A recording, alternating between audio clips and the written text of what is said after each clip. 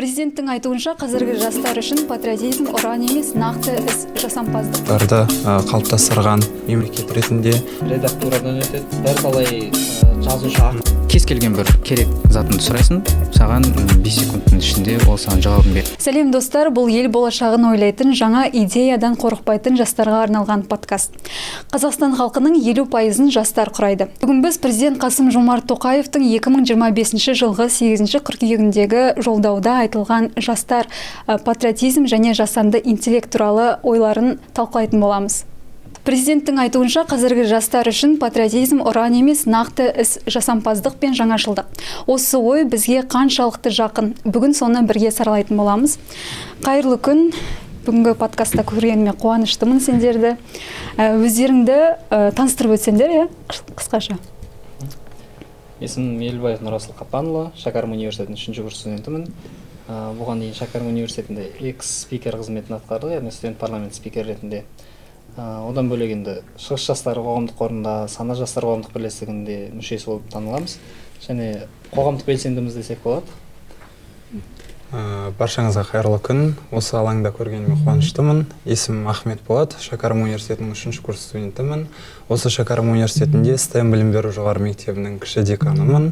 Одан кейін мұғалім семей жобасы аясында құрылған филиалдың атқарушы директорымын. Одан кейін осы Шәкәрім университетінің Айсан ұлттық бағдарламасы негізінде жасанды интеллект агенттіктері ашылған болатын. Сол агенттіктердің авторы және әзірлеушісі болып табыламын. Барлықтарыңызға қайырлы күн. Аты жөнім Тілеуберлина Сабина Серікжановна, Алихан Бөкейхан университеті гуманитарлық факультетінің студенттік деканымын. Бөкейхан университетінде жұмыс атқарамын. Баршаңызға қайырлы күн. Мен аты жөнім Маратов Амир Қанатұлы, Абырай Алтынсарин атындағы номер 37-ші гимназиясының 11-ші оқушысымын. Сонымен қатар Абай облысының Дарын орталығының қоғамдық шараларда тұрақты үйлестіруші, модератор әрі тренинг-мейкер қызметтерін атқарамын. Рахмет. Жалпы бірден сұрағымызға көшсек, сіздер үшін елге қызмет ету нені білдіреді? Өздеріңіздің пікірлеріңізді айта кетсеңіздер. Жалпы елге қызмет ету ол атақ үшін емес, адамның өзінің ары үшін деп ойлаймын. Өзінің уақытында, өзінің белсенділігінде танытып, елдің дамуына деген ықпал ету, ол кешегі біздің алаш зиялыларымыз басталып кеткен іргетасты жалғастыру. Өте дұрыс айтасыз. Егер жастар үшін бұл белгілі бір белсенділік, ашықтық, креативтіліктен көрінетін болса, онда ересек адамдарда ол өз жұмысын сапалы атқарудан және сол арқылы елге өз сапасын тигізу, көмектесу, қол ұшын созу, дамыту. Жастар форматы болып отырып қойын. Былайша айтқанда біз студент болғаннан кейін біріншіден мақсатымыз қазір қандай, яғни өзіміздің дипломымызды қолға алып, білікті маман қалыптастыру. Осы негізгі елге қызмет етудің бірінші сатысы осы білікті маман болып, білім бар жерде елге де қызмет болады. Яғни тек қана біліммен шектелетін де қажет жоқ, әрине. Өзіңізді жан-жақты көрсету, қоғамдағы ортаңды қалыптастыру, соның өзі былайша айтқанда елге қызмет етудің алғашқы баспалдақтары болып саналады. Елге қызмет ету дегеніміз сол өз бағытымен ғана жұмыс жасамай, ауқымды түрде кең көлемде, ең төмен деген деңгейде қалаң үшін, ең жоғары деңгейде мемлекетің үшін, елдің үшін қызмет ету. Ал осы патриот деген сөзді қалай түсінесіздер? Жалпы өздеріңіз патриотпын деп айта аласыздар ма? Патриот және елге қызмет ету мен патриотты шаталастыруға әрине келмейді. Екеуі екі бөлек ұғым десек те болады. Елге қызмет ету ол кез келген адамның қолынан келе береді. Негізгісі ниеті, ерік жігері ғой. Ал патриотизм және патриот дегеніміз ол елге қызмет ете отырып, еліне деген сүйіспеншілігін білдіре алған адам деп санаймын. Жалпы патриот деген ұғым мен үшін жаңа айтып кеткендей, еліне қызмет атқара алатын азамат. Одан кейін патриотты әр тұлға әртүрлі түсінеді. Біз қазіргі таңда студент ретінде біз өз жоғары оқу орнымыздың патриотымыз деп айтсам болады. Патриоттық ол сезім, ішкі түйсік және әрбір істеген ісіңді сүйіспеншілікпен, істеген ісіңе деген қызығушылықпен жасайтын болса, онда сол арқылы сапалы орындалған әрекет ол елге де өзінің септігін тигізеді және соның ішінде елге сүйіп жасайтын болса, онда нұр үстіне нұр болады деп ойлаймын.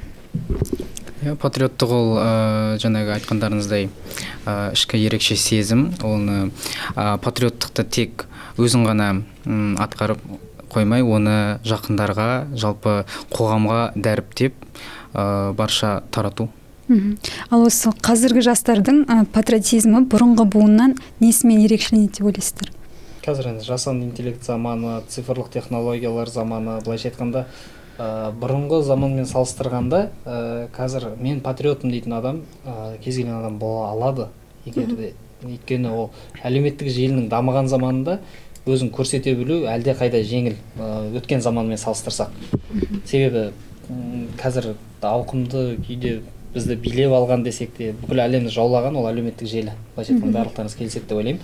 Себебі өзіңнің күнделікті өміріңде содан көрсетесің, мен патриотпын деп те содан көрсетесің. Алайда көрсеткендердің ішінде жалған патриот пен шынайы патриотты салыстыра білу қажет, айыра білу қажет деп ойлаймын. Жалпы өздеріңіз әлеуметтік желіде қаншалықты белсендісіздер? Әлеуметтік желіде тұрақты белсенділікті атқарамын. Сонымен қатар Республикалық Жас патриоттар академиясының мүшесімін. Ол біздің қазіргі басты мақсат ол патриоттық сезімді әлеуметтік желі арқылы дәріптеу, дамыту. Өзіміздің жеке парақшамыз бар. Сонда күн сайын түрлі патриоттық сезім беретін, түрлі патриоттық рух сыйлайтын бейнероликтер жариялаймыз. Жақсы бір спикерлер таңдадым деп ойлаймын. Ал осы елді сүю, халыққа пайдасы тиетін іс жасау деген оймен келісесіздер ме? Иә, себебі егер біз елді сүйетін болсақ, онда жасайтын әрекеттеріміз де сол сүйіспеншілікпен бағытталып, сонымен бірге іске асырылады. Және қазіргі таңда көптеген әлеуметтік желілер дамыған заман деп кетті ғой, сол сөзді жалғай. Бізде көптеген коучтар бар, тренингтар бар. Патриотизмнің да түрлі формалары өзгеріп отырады. Яғни әркімнің бұл мәселені көрсететін тұсы әртүрлі. Және осы жерден көптеген бағыттар ашылады. Көптеген форумдар болады, көптеген шаралар, конференциялар деген сияқты. Және сол жерде осы әрекет өз көрінісін табады деп ойлаймын.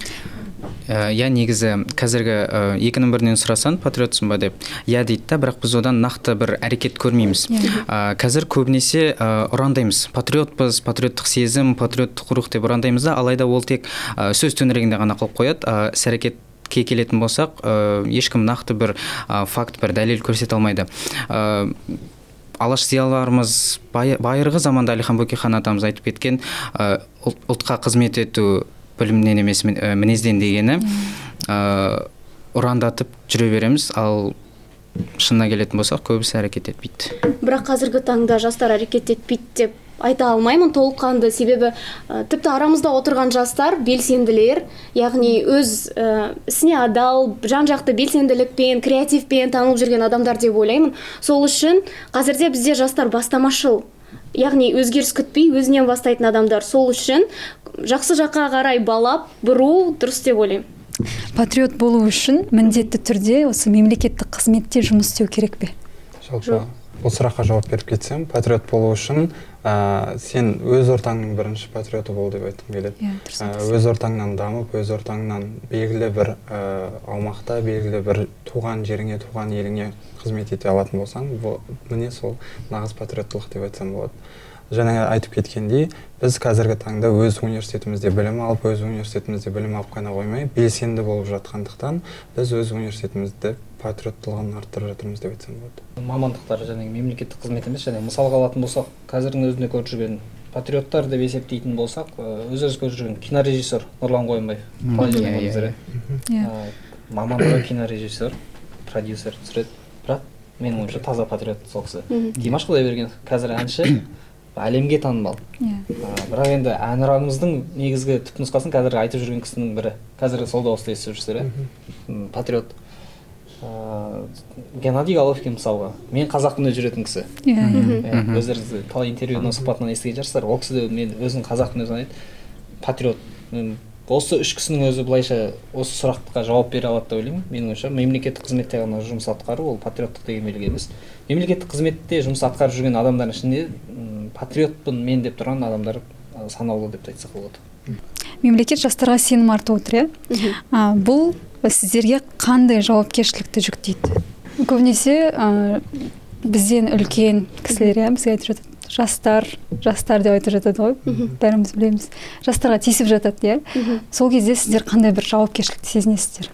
өскелең буын болғандықтан жастарға көп үміт артылады және сәйкесінше жастарға мүмкіндіктер де көбірек жасалады және бізге жүктелетін бұл жерде ой, бізге жүктелетін күш осы сенімді ақтау және тіпті адамдар тисінеді деп жатамыз, үлкен кісілер көп нәрсе айтады, бірақ олар оны жайдан жай айтпайды. Адамдар ол нәрсені айтатын болса, демек іштерінде белгілі бір алаңдаушылық бар. Демек оларға бұл нәрсе бір тыстан өтіп жатқан жағдай емес. Демек ол оларды алаңдатады. Ал бұл нәрсені біз қалай қабылдаймыз, ол өзімізге ғана байланысты. Жалпы президентіміздің әр жарлығында, одан кейін әр жолдауында осы жастар бөлімі әрқашан қолданады, әрқашан ортақ бір шешімге келетін бір мәселе болып табылады. Жалпы жастардың қазіргі таңдағы деңгейі бұрынғы жастардан қарағанда жоғары деп айтсам болады. Әрқашанда сұранысқа ие мамандар, әрқашанда бір жаңа бір ой, жаңа бір бастамашылдықты алып келетін осы жастар деп айтсам болады. Жақсы. Ал осы бүгінгі таңда жастар ел дамуына нақты қандай үлес қосып жатыр деп ойлайсыздар? Оның ішінде осы сұраққа мен жауап беріп кетсем, қазіргі таңда 21 ғасыр заманның ғасыры деп дамыған заман ғасыр деп айтамыз. Оның ішінде жасанды интеллект заманы десек болады.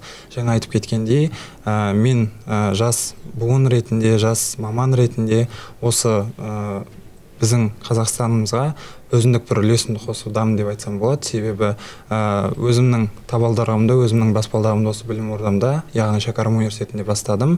Жалпы жасанды интеллект бағыты бойынша өзіміздің студенттерге, білім алушыларға арнайы бір платформа ашып, соны жеңілдетіп, жеңіл тілмен үйретудеміз десем болады. Сонымен қатар бұл тұста бізде Абай IT Valley жұмыс жасайды және сонымен қатар осы жылы естіген боларсыздар, бізде студенттердің әлеуметтік жобаларын қолдау үшін арнайы қаржы қоры бөлінген болатын және сонымен қосып қазіргі таңда студенттер жұмыс жасап жатыр, команда белсенді жұмыс жасап жатыр және сол арқылы үлес қоса алады деп ойлаймын.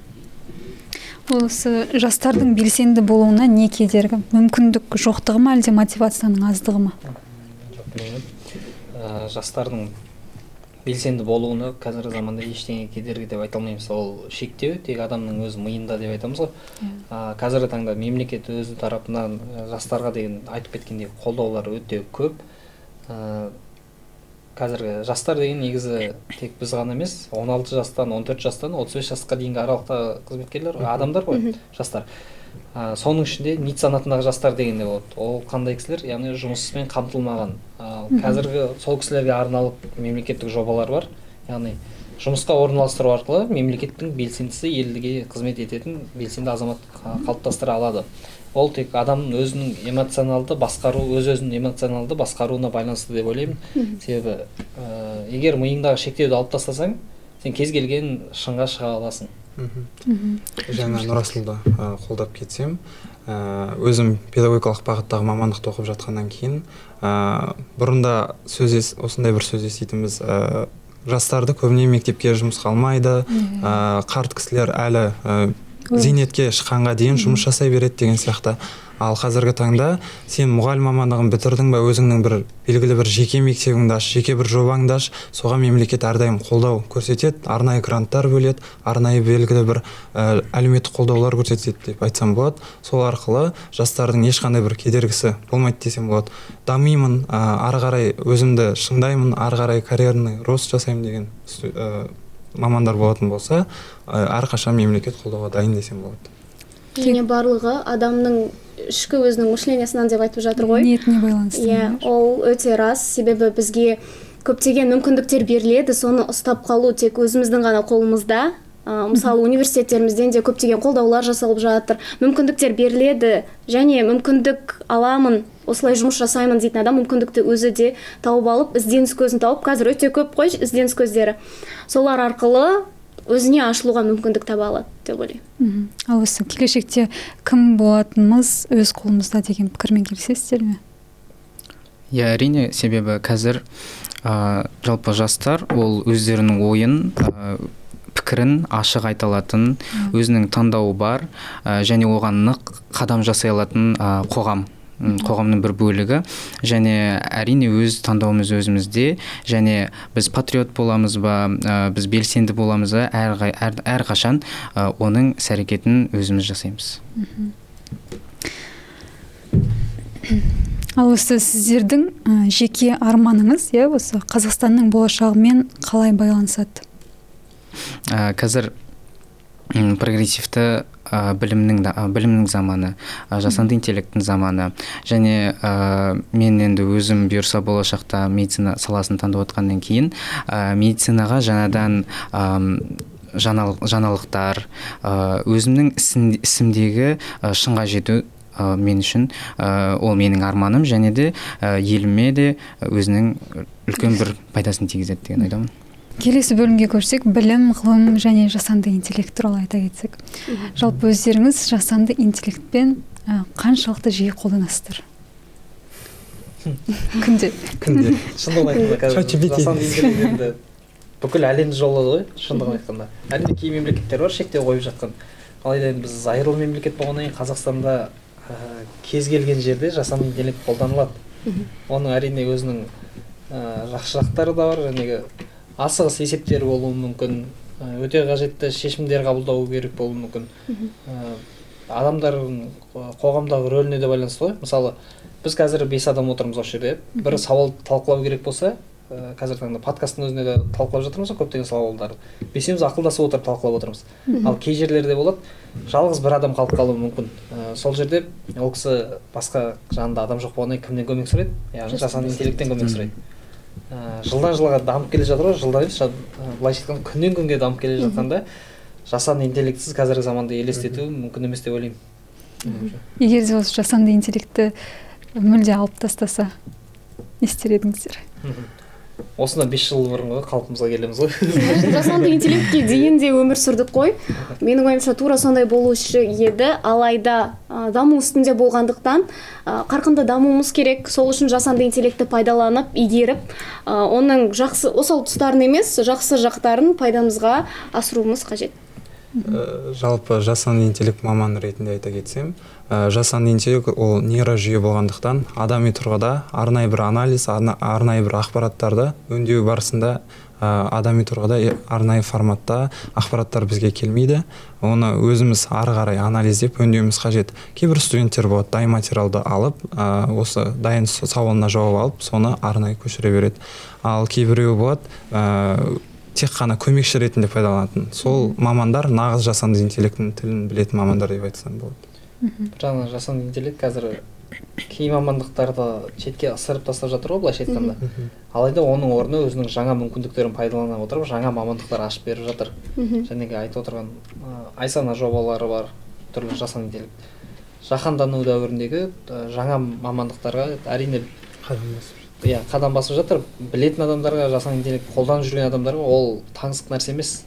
Ал шетте жүрген жасанды интеллектке енді кіретін адамдарға ол үлкен жаңалық болып елестеуі мүмкін. Осы жасанды интеллект жастардың өмірін қалай өзгертеді? Жасанды интеллект қазіргі даму үстінде болғанмен, оның қандай да бір нормаларын сақтау керек. Себебі бұрын қалай болды, жасанды интеллект шықпай тұрып, ізденіс болатын. Жастарда, оқушыларда, студенттерде ізденіс болатын. Білмеймін, кітаптан қарайды, кітаптан іздейді, белгілі бір ақпараттарды болмаса, басқа да бір құралдардан іздейді. Алайда қазір кез келген бір керек затынды сұрайсың, саған 5 секундтың ішінде ол саған жауабын береді. Ізденістің төмендеуі қазіргі жастардың арасындағы. Журналистер үшін белгілі бір видео жасайтын болсақ, онда оны 50-ден астам тілге аудару, не болмаса жаңадан картиналар құрастырып шығару, ізденіс көзі деп жатырмыз ғой. Аударма кезінде де басқа бізге көз алдымызға келмейтін, немесе жанымызда жоқ архивтерді ақтарып, оның ішінен информацияны табуды. Яғни мүмкіндіктер бар, оны қолдана білу қажет. Жалпы әр заттың бір жақсы қасиеті мен жаман қасиеті бар дейміз ғой. Осы жасанды интеллекттің де өзінің бір артықшылығы мен кемшілігі бар деп айтсақ болады. Барлығымыз осы жерде біз артықшылықтарын айтып жатсақ, оның кемшілік жағы сұранысқа ие емес мамандықтарды жасанды интеллект төмендетуде, ал артықшылығы ретінде жасанды интеллект арқылы жаңа мамандықтардың ашылуында десек болады. Келесі сұраққа көрсек, жасанды интеллектті меңгеру қазіргі жастар үшін міндетті ме? Қалай ойлайсыздар? Жауап берейін, рұқсат берсеңіздер. Жасанды интеллект жаңағы болашақ жастардың қолында деп айтып жатамыз. Болашақта өзімізді көре алу ол заман ағымындағы жаңа жетістіктерді меңгерумен тікелей байланысты. Егер қазіргі күнімізді ойлап, одан кейінгі өмірімізді, болашағымызды жоспарламасақ, болыңғыр болып жүре береміз. Яғни жасанды интеллект қазіргі заманның ағымы болып жатыр ма? Осы жасанды интеллектті жастар меңгерсе, болашағы да ашық, айқын көрінеді деген ойдамын. Бірнеше жылдан кейін, кешірім өтінемін, бірнеше жылдан кейін жасанды интеллект қажеттілікке айналады деп ойлаймын. Себебі мүмкіндіктер күнде артып жатыр, көбейіп жатыр деген сияқты. Сонымен қатар жұмыс енді толыққанды деңгейде меңгерсек, болашақта жұмыс жасау үшін де, жұмысқа орналасу үшін де қажеттілік ретінде болады деп ойлаймын. Жалпы жасанды интеллект заман талабы демекші. Егер заман талабының ағынымен жүрем деген жастар болатын болса, оны алып кету, оны меңгеру оңай деп айтсам болады. Ал егер жоқ, мен өз бағытыммен, өз қалауыммен, өзімнің таңдаған жолмен жүрем десе, ол да өз еркімен. Біз ешқай жасты міндетті алмаймыз. Сен осында оқу керексің, міндеттісің, жасанды интеллект ол сенің керегің деген сияқты нәрсені айта алмаймыз. Мен өзім педагогикалық бағытта оқып жатқаннан кейін маған жасанды интеллект қызық болды. Ары қарай алып кете алатын болғандықтан кейін осы бағытты таңдап, осы бағытпен жұмыс жасағанды жөн көрдім. Бірақ міндетті емес деген кезде қазірде көптеген курстарды өтуді міндеттеп жатыр, тағысын тағы. Тіпті мамандығымызды толыққанды меңгермей тұрып, оқу барысында да бізге сондай талаптар қойылып жатыр. Сол үшін де әлі болады деп ойлаймын. Кейбір курстардың арасында бар педагогика бағытында оқу үшін жасанды интеллектіні оқыту деген курс тақырыбының өзі сондай болғаннан кейін. Соның өзі Huawei-ді оқыңдар, Астана хабты оқыңдар дейді. Соның өзі бізге міндеттелгеннен кейін жасанды интеллектіні бәрібір де өзіміз оқуымыз керек сияқты. Мысалы педагогикалық мамандықта мұғалімдер күнделікті балаларды қызықтыру қажет. Көрнекіліктер, көрнекіліктердің түрлері де өзгеріп жатыр, цифрланып жатыр. Сол үшін балалардан қалып қалмау үшін ұстазға әрдайым өзін жетілдіріп отыру керек. Басқа мамандықтарда да солай деп ойлаймын. Ал осы жасанды интеллекттегі ақпараттар кейбір жағдайда дұрыс болмай жатады. Соған не дейсіздер? Жаңа айтып кеткендей, бізде жасанды интеллект нейрожүйе болғандықтан ол дайын ақпаратты алып өзімізге жібереді. Ол бұрын біз жасанды интеллект болмағанда арнайы қосымша бар, Chrome, Google деген сияқты, Safari, содан алып іздейтінбіз. Ал жасанды интеллект бізге сол ақпаратты жинақтап, өзіндік бір мәтін құрап береді. Тек қана оның ерекшелігі сонда десем болады. Өзіміздің уақытымызды ғана жеңілдетеміз сол арқылы. Ал жасанды интеллект бізге нақты бір осындай мәліметтерді жинап, нақты шыққан, бекітілген мәлімет деп айта алмаймын. Ол нейрожүйе болғандықтан бізге анализдеу керек, оны басқаша түрмен, басқаша оймен алып келу керек. Оны GPT-дің өзі де мойындайды, астына бүйтіп тексеру керек, ақпараттарды нақтылау керек деп жазып жібереді. Себебі енді оның өзі де әлеуметтік желілерден ізделінген, алынған ақпаратты ғана жинақтап бізге береді. Ал жаңа мысалы айтылып кеткендей, ол ақпарат бізге ізденіс аясын үлкейту үшін ғана қажет. Ал әрмен қарай оны өңдеп, сыни ойлауымызды қосып қарастыру өзімізге қажет. Осы тұрғыда студент деген сөз негізінен ізденуші деген мағынаны білдіреді ғой. Ал қазір тек қана ChatGPT-мен жүріп кетсе, ол ізденуші емес, басқандай сөзге айналып кететін сияқты. Ал ChatGPT-дің өзінде және айтып жатқан жасанды интеллекттің өзінде айтып жатқанымыз өзі де және айтып жатса ереже және береді ғой өздері, ескерту береді. Қайта қараңыз немесе басқа жерден қарамай көшпеңіз. Біз студент болғандықтан басқа ақпараттарды қарауымыз қажет. Негізгі ақпарат көзі қандай? Негізгі ақпарат көзі бұрыннан келе жатқан ол кітап, жазба кітаптары. Ол өйткені біршама редактурадан өтеді, бірталай жазушы ақындардың алдынан өтетін кітап. Ол жерде артық информация болмайды. Белгілі критерийге сай жазылады ғой. Осы тұста сұрағым келіп тұр, кітапты қаншалықты жиі оқисыздар? Жиі оқуға тура келеді, мамандық сондай болғандықтан. Ол енді талап. мен жаңа өзім таныстырған болатынмын мұғалім семей жобасын дегеннен. Онда бізде жаңашыл педагогтерді дайындайтын академиялық орталық болғандықтан, ол жерде бізде айына белгілі бір кітап беріледі. Сол кітапты оқуымызға міндеттелінген деп айтсақ болады. Сол кітаптан кейін кітап тест алынады. Сондықтан біз сол кітапты оқып, сол айдың ішінде аяқтауымыз керек болады. Сондықтан ай сайын кемінде бір кітап оқимыз десек болады. Мен шындығында айтайын осы жерде. Сырт көзге әрине кітап оқитын, кәдімгі ізденісте жүрген адам секілді көрінуіміз мүмкін, алайда мен өзіме қызықтырған кітапты ғана оқимын. Алайда уақытыма байланысты да, егер өз уақытым жетпей жатса, аудио кітап бар ма қазір? Аудио кітаптарды тыңдай салуды жөн көріп. Одан өздеріңіз білсеңіздер, бізде оқырмандар клубы бар Шәкәрім университетінде. Және ол әр сенбі сайын өзінің белгілі бір кітап талдауы, кино талдауы, фильм талдаулары болады. Сол кездерде егер өзімді қызықтырған кітап болатын болса, ақпарат болса, мен ол кітапты оқып баруға тырысамын. Қазір енді менде ең үңіліп оқитын маңызды 3 кітабым бар. Өзімнің қазіргі ұбт жолыма байланысты тарих, сосын биология мен химия. Алайда жаңағы айта кеткен кітаптағы редактура жайлы биология кітабында қазір бізде соның өзінде де кейбір қателіктер табылады. Кейбір сәйкес келмейтін, миға сыймайтын нәрселер жазылып тұр. Сол кішкене жүректі қанжылатады. Алайда біз ол ақпарат дұрыс болмаса да, біз оны жаттап алуға міндеттіміз. Себебі ол соның негізінде ұбт құралады. Ал одан сабақтан жеке айтатын болсақ, көбіне ұлт зиялылары жайлы кітаптар. Соңғы оқыған кітабым Өзбекәлі Жәнібек туралы кітап. Өзбекәлі Жәнібек және мәдени майдан жайлы. Биыл Абай Құнанбайұлының 180 жылдығы кеңінен аталып өтілді. Осы тұста сіздер қаншалықты белсенділік таныттыңыздар? Негізін 1-13 тамыз аралығында өздеріңіз білсеңіздер, осы ағымдағы жылдың үлкен деңгейде өткізілді. Біз студенттер тарапынан және жоғары оқу орындары бар, колледж студенттері бар, және мектеп оқушылары, жастар ресурс орталықтарына жинақталған, жалпы өңірімізде 500 волонтер қызмет атқарғанын білесіздер. Соның ішінде атап өтетін болсақ, ең үлкен деңгейде өткізілген шаралар Абай квиз, өздеріңіз білсеңіздер, Гиннес рекордтар кітабына енді. Гиннес емес, шаталыстырмай, Қазақстанның Гиннес рекордтар кітабы. Яғни 180 команда, 1000-нан артық ойыншы сол жерде тіркеліп атап өтілген болатын. Яғни Абай арена спорттық мәдени кешенінде қызмет атқардық. Одан бөлек Қарауыл төбеде негізгі күндер өткізілді, яғни 6-10 тамыз аралығында біз Қарауыл төбеде Семей медицина университеті және Шәкәрім университеті негізгі бекітілген құрам болып есептеліндік, яғни 120-130 волонтер сол жерде қызмет атқарған болатынбыз. Өзім сол жерде координатор қызметін атқардым.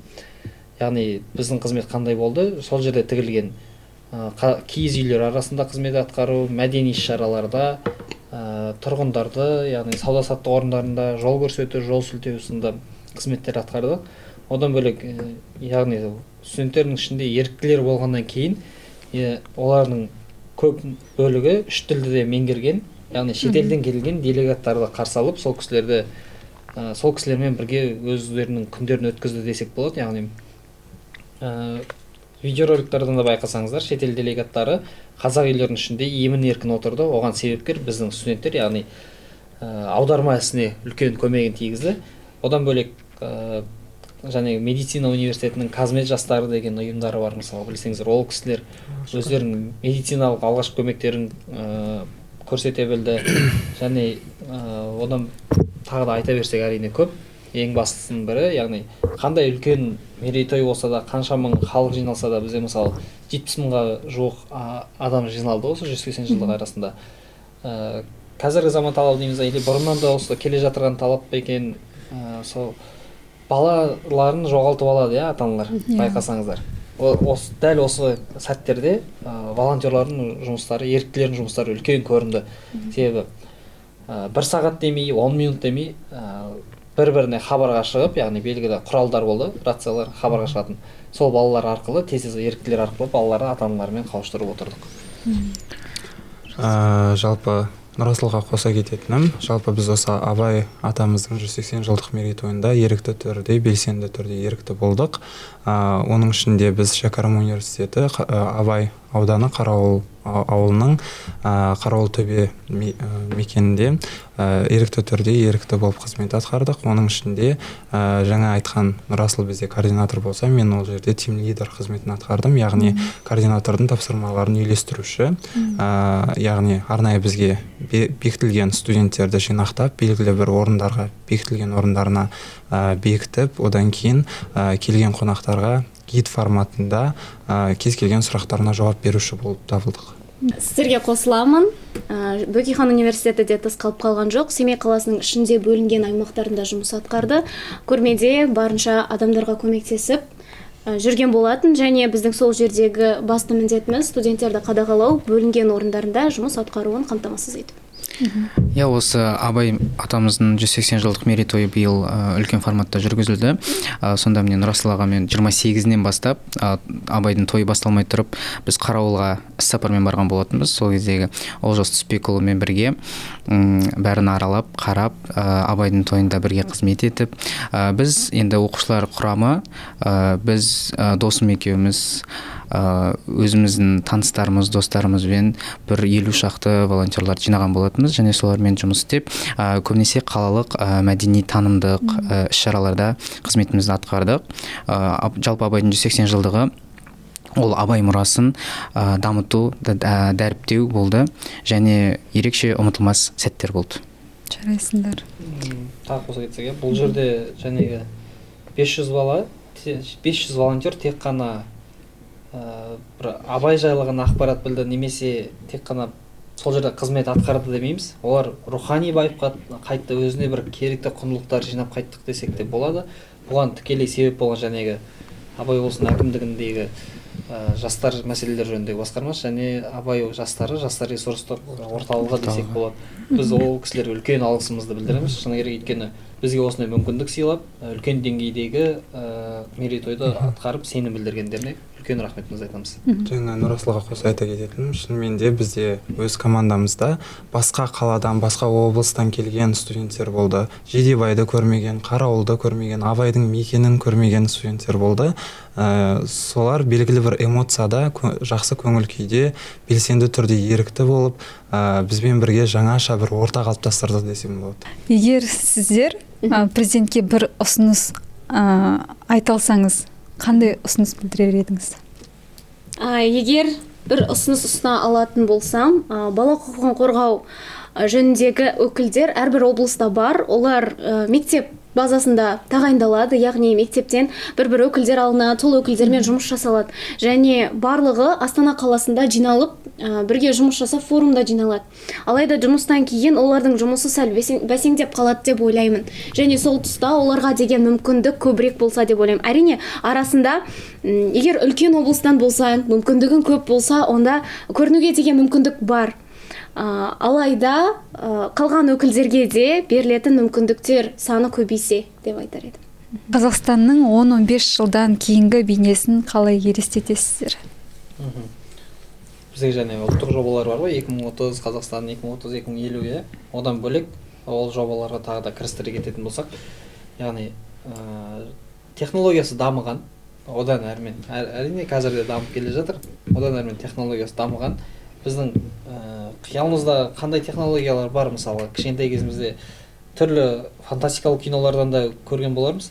Олардың өзі де қазіргі шынайылыққа айналып келе жатыр ғой. Сол секілді болашақтағы технологиясы дамыған, жастары күшейген,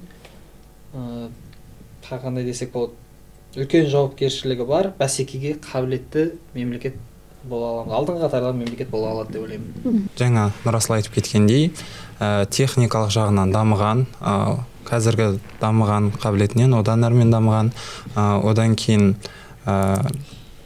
білім саласында, ғылым саласында жоғары бір ашылуларға, жоғары бір деңгейге жеткен, білікті мамандарды оқытатын, мықты педагогтарды қалыптастырған мемлекет ретінде, одан кейін білім сапасы бойынша ең жоғары қатардағы мемлекеттердің қатарынан көргім келеді. Одан кейін жаңа айтып кеткендей, қазіргі таңда дамытып жатқан жасанды интеллект, ол Қазақстанның әрбір өңіріне тарап, интернетсіз ауыл деп жатамыз ғой. Ешқандай ауыл ондай қажеттілікке, ондай деңгейге түспей, тек қана дамып, керісінше жоғары деңгейде мықты жұмыс жасайтын техникалармен жабдықталған елге айналсақ деген келеді. Айтылған ойлармен қосыламын. Бізде сонымен қоса айрықша сол заманға қажетті мамандықтар пайда болып, ол мамандықтар барынша игеріліп, өз саласына сай мамандар барынша жұмыс жасап, қазіргі таңда мысалы шығып жатқан жаңалықтарды игеру адамдарға қиындық туғызып жатады. Бірақ сол кездегі адамдарға ол оңай болып, сонымен қатар ақпаратты қабылдау өте оңай, тез және қазіргі таңда сыни ойлауды қалыптастыру керек деп жатамыз ғой. Сол сыни ойлауға ашық, жедел ойын білдіре алатын, ашық, ештеңеден тайсалмайтын және ашылуларға, дамуға дайын адамдар болады деп ойлаймын. Енді бұйырса бір 10-15 жылда мемлекетіміз әлемдік аренада тек бір бағытта емес, көптеген бағыттарда өзінің орнын тауып, қарқынды даму үстіндегі мемлекеттердің бірі болады деген үміттеміз. Соған өзінің септігін тигізетін қазіргі мемлекетіміз өзі де қолдап жатқан. Міне біз жастар осы мемлекетіміздің беделін көтеріп, әлемдік аренаға шығаратын буынбыз. Бүгін біз бір маңызды ойға келдік. Патриотизм тек өткенге құрмет емес, болашаққа жауапкершілік.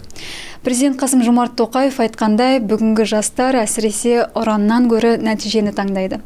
Елді сүю, жаңа идея ұсыну, жаңалық ашу, қоғамға пайда әкелу. Бұл әрқайсымыздың қолымыздан келетін іс.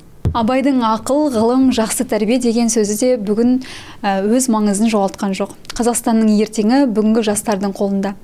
Біз қайдан келгенімізді ұмытпаймыз, бірақ қайда баратынымызды өзіміз таңдаймыз. Сондықтан білімге ұмтылайық, жаңашыл болайық, елге қызмет етейік. Бізбен бірге болғандарыңызға көп рахмет. Сіздермен бірге болған Абай облысының өңірлік коммуникациялар қызметі келесі подкастта кездескенше аман сау болыңыздар. Абай облысының өңірлік коммуникациялар қызметіне көп рахмет. Шақырғандарыңызға, осындай подкаст ұйымдастырғандарыңызға. Келесі кездескенше, Амандықта жүздескенше. Сау болыңыздар.